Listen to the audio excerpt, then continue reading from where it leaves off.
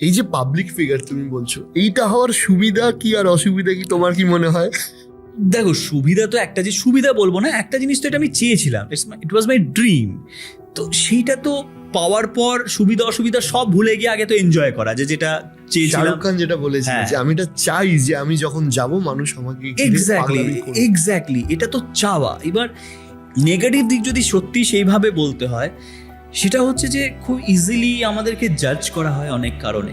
মানুষের না একটা অদ্ভুত এক্সপেকটেশন থাকে আমাদের প্রতি, হ্যাঁ। যেইটা রাখতে রাখতে অনেক মানুষে ভুলে যায় যে আমরাও মানুষ, আমাদেরও কিছু কিছু ইনসিকিউরিটিস আছে, আমাদেরও ফ্যামিলি আছে। সব বিষয় নিয়েই বুক চিতিয়ে বলা, আমাদেরও দুবার ভাবতে হয় অনেক কিছু ব্যাপারে। বাট পিপল এক্সপেক্ট ওরা কেন চুপ, ওরা কেন বলছে না, মেরুদণ্ড নেই, কিছু নেই। কিন্তু আজকে যদি আমরা কিছু বলি না, তাহলে কিন্তু এই যে টার্গেট হয়ে যাওয়া ব্যাপারটা, এটা কিন্তু আমাদের ক্ষেত্রে খুব ইজি, অনেক ইজি।